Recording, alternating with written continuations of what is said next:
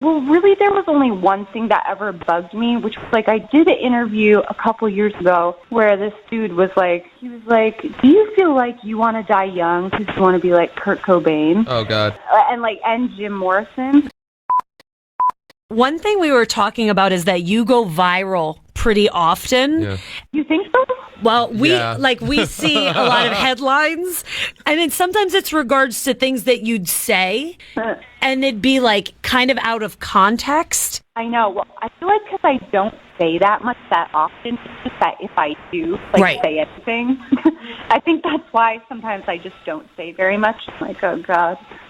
Yeah. When you see something that was taken out of context or maybe misrepresented, are you the type of person that doesn't care, or is there like a huge sense of frustration that wells up? No, I definitely care. You care. Well, really, there was only one thing that ever bugged me, which was, like, I did an interview a couple years ago where this dude was like, do you feel like you want to die young because you want to be like Kurt Cobain? Oh, God. And Jim Morrison. Oh. I was like, well, of course I love Kurt Cobain and Jim Morrison, but, like, if I feel like I want to die, like, it's not because I want to be like them. It's literally because, like, I'm having a bad day. Yeah. And then, like, of course, he wanted to make that the headline. Oh. And I was really upset because the way he started that interview was really, like, way more than most people, was as a fan and kind of, like, sort of, like, endearing himself to me before he even pressed record. And I felt that brought up a lot of stuff for me because I feel like there are people who do that, and then there's people who don't. And like why not just straightforward about like how you kind of feel, and then we can just like meet in the middle or not meet in the middle. But so like that's really one of the only times I can picture being really upset about that. Well, especially because like I'm friends with Courtney. Yeah. Oh, yeah. Hopefully, it just made everything really not comfortable. Oh, yeah, no. totally. And then do you deal with it like talking to a friend about it, or do you feel like I need to say something to correct this, or do you just have to let it go? In that case, I believe I went on one of my miniature rants.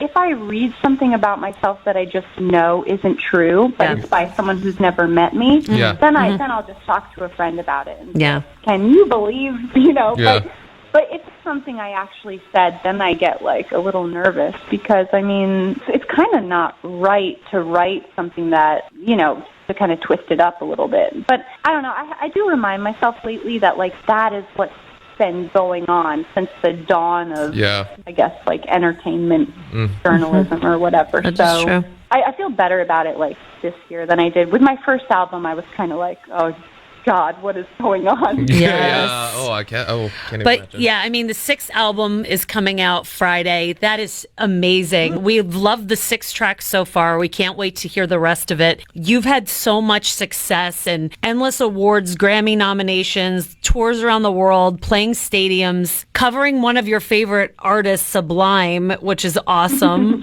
What is something in the last 15 years you haven't done yet that really stirs within you to say, like, I want to do this? I hope I get to do that. Just in general? I mean, it could be in regards to your career, but we'll take in general anything you want to share. We're leaning in.